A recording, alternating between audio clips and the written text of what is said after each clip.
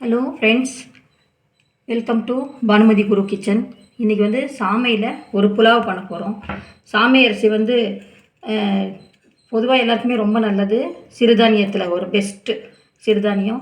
இது வந்து டயபெட்டிக் இருக்கிறவங்க டெய்லி கூட யூஸ் பண்ணலாம். இது வந்து ஆக்சுவலாக அரைச்சி யூஸ் பண்ணுறதை விட இப்படியே முழு தானியமாக யூஸ் பண்ணுறது தான் ரொம்பவே நல்லது.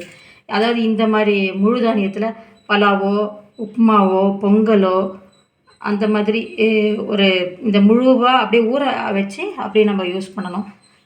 ஆக்சுவலாக அரைக்கும் போது அதோடைய சக்தியெல்லாம் போயிடுது அப்படின்ட்டு டாக்டர் சொல்கிறாங்க. இப்போ வந்து நம்ம இதில் வந்து பலாவ் பண்ண போகிறோம். இதை வந்து ஒரு 200 எடுத்துகிட்டு இருக்கேன்.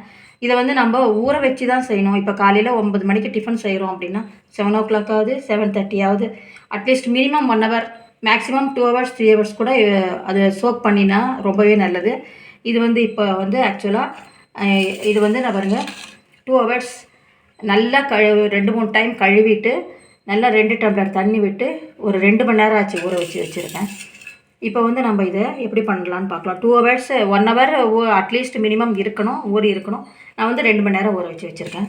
இந்த தண்ணியை வந்து நம்ம 3வது தடவை 2 தடவை கழுவினதுக்கப்புறமா நம்ம அளந்து போடுற தண்ணியை வச்சு அப்படியே யூஸ் பண்ணிக்கலாம். இதுக்கு வந்து கொஞ்சம் பாருங்க, பலாவுன்றதுனால கொஞ்சம் பட்டை, லவங்கம், சோம்பு, ஒரு பச்சை மிளகா, கொஞ்சம் வெங்காயம், தக்காளி, இது தனியாத்தூள், கரம் மசாலா தூள், மிளகாத்தூள், கொஞ்சம் சீரகத்தூள், உப்பு, கொஞ்சம் கொத்தமல்லி, இதெல்லாம் வச்சு நம்ம இப்போது பண்ண போகிறோம். வாங்க பார்க்கலாம். நம்ம இப்போது சாமையில் புலாவ் செய்ய ஸ்டார்ட் பண்ணலாம். இதுக்கு ஒரு பாத்திரம் வச்சுக்கலாம். இதில் ஒரு 2 ஸ்பூன், நல்லா ஒரு 2 ஸ்பூன் ஆயில் விட்டுக்கலாம். இது பட்டை, லவங்கம், சோம்பு இதெல்லாம் இதில் ஆட் பண்ணிக்கலாம். பட்டை, லவங்கம், சோம்பு, இந்த ஒரு பச்சை மிளகாய் போட்டுக்கலாம். கொஞ்சம் வெங்காயம், பட்டை, லவங்கம், சோம்பு, ஒரே ஒரு பச்சை மிளகாய், கொஞ்சம் கொஞ்சம் பெரிய சைஸில் 2 பெரிய வெங்காயம்,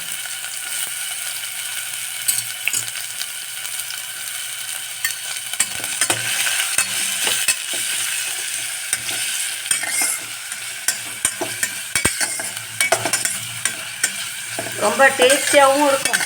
நம்ம ஒரு நல்ல ஹெல்த்தியான டிஃபன் சாப்பிட்டோன்னு ஒரு மனசுக்கு ஒரு சாட்டிஸ்ஃபேக்ஷன் இருக்கும். இது வந்து நிஜமாகவே ஆக்சுவலாக சாப்பிடும்போது உங்களுக்கு கார்போஹைட்ரேட் வந்து அதிகமாக இல்லாத ஒரு உணவு. சிறுதானியத்தில் நம்ம சாமை, வரகு, பனிவரகு, அப்புறமா குதிரைவாளி எல்லாமே 1 by 1 நம்ம வந்து மாற்றி எடுத்துக்கணும். இது வந்து வெங்காயம் ஓரளவுக்கு நல்லா வதங்கிட்டு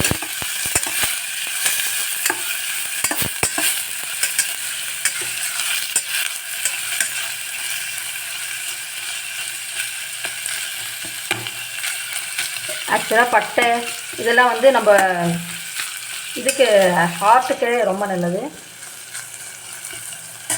இப்போது தக்காளி இதில் சேர்த்துக்கலாம். ஒரு பெரிய தக்காளி கட் பண்ணி வச்சுருக்கேன். தக்காளி சேர்த்துக்கலாம்.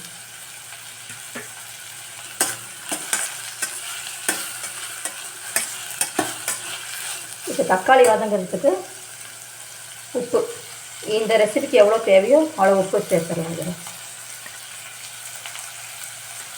உப்பு, கொஞ்சம் மஞ்சள் பொடி,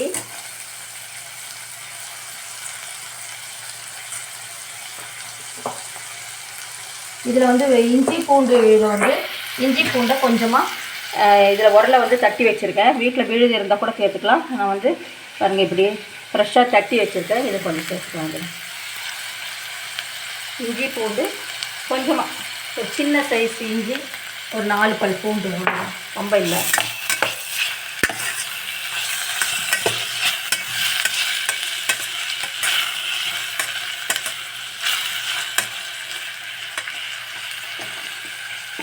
இதில் கொஞ்சமாக ஜீரகத்தூள், ஒரு 1/4 டீஸ்பூன் ஜீரகத்தூள், ஒரு 1/2 டீஸ்பூன் தனியாத்தூள்,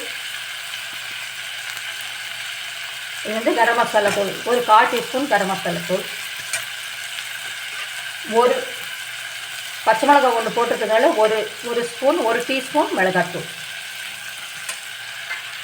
இதெல்லாம் ஆட் பண்ணிவிட்டு கொஞ்சம் வதக்கி விட்டுக்கலாம். இப்போ இதெல்லாம் பச்சை வாசனை போகிற அளவுக்கு நல்லா வதக்கிடலாம். வதங்கியாச்சு. இப்போ நம்ம இந்த சாமை அரிசியை ஒரு சின்ன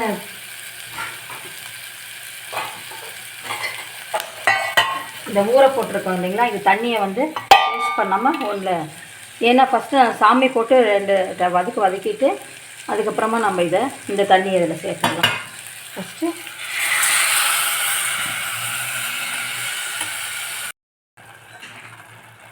சாமி அரிசியெல்லாம் இதில் ஊற போட்டிருந்தது போட்டாச்சு. இப்போ ஒரு வதக்கிக்கலாம். இதில்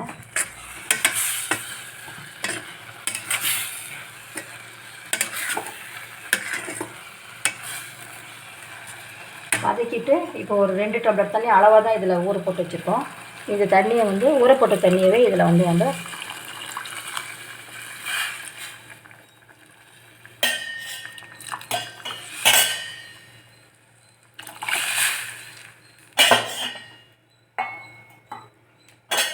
நல்லா ஒரு கலக்கிட்டு நம்ம இதை ஒரு 15 நிமிஷம் தட்டு போட்டு மூடி, ஒரு கொதி வந்ததுக்கப்புறமா நம்ம மூடி வைக்கலாம். இதை ஒரு கொதி வந்துடட்டும்.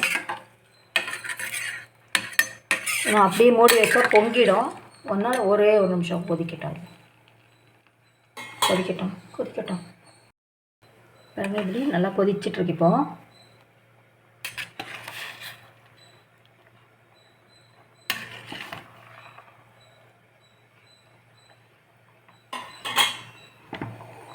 கொதி வந்ததுக்கப்புறமா நம்ம கொஞ்சம் தட்டு போட்டு மூடி வச்சுட்டு ஒரு 10லேருந்து 15 மினிட்ஸ் கழித்து நம்ம எடுத்து பார்க்கலாம். இது இப்போ வந்து ஆயிடுச்சு. ஒரு 15 மினிட்ஸ் ஆச்சு. பண்ணி பார்க்கலாம்.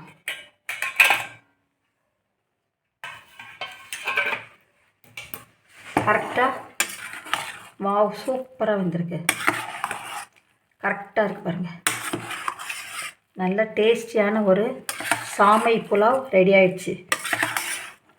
இதை நீங்கள் எல்லோரும் செஞ்சு சாப்பிட்டுட்டு லைக் பண்ணுங்கள், ஷேர் பண்ணுங்கள், கமெண்ட் பண்ணுங்கள். சப்ஸ்கிரைப் பண்ணாதவங்க சப்ஸ்கிரைப் பண்ணுங்கள். இது வந்து பாருங்கள் எப்படி சர்வ் பண்ணுறதுன்றதை நான் இப்போ காமிக்கிறேன். இது தயிர் பச்சடி பண்ணியிருக்கு. நம்மளுக்கு எது பிடிச்சிருக்கோ அது, ஆக்சுவலாக தயிர் பச்சடி இல்லை ஒரு பட்டாணி குருமா அந்த மாதிரி செஞ்சால் ரொம்ப நல்லாயிருக்கும். இது 2 பேர் சாப்பிடக்கூடிய அளவு இது. இதுக்கு மேலே சாப்பிட முடியாது. சிறுதானியங்கள் வந்து நம்ம வந்து ரொம்பவும் சாப்பிடவும் கூடாது. நல்ல பசி வந்து நல்லா தாங்கும். இது கரெக்டாக இருக்குது பாருங்கள். நல்லா ஒன்றும் இதாகாமல் சூப்பராக இருக்குது.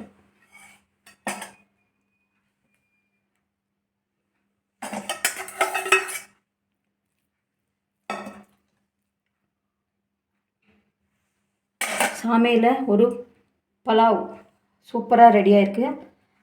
ஆக்சுவலாக புலாவ்னு ஒரு சைடு சொல்கிறாங்க, பலாவ்னு ஒரு இடத்துல சொல்கிறாங்க. இது பட்டை லவங்கம் இதெல்லாம் போட்டு நல்லா சீரகத்தூள், தனியாத்தூள், கரம் மசாலாத்தூள், வெங்காயம், தக்காளி எல்லாம் போட்டு அருமையான ஒரு சாமையில் ஒரு பலாவ் ரெடியாக இருக்குது.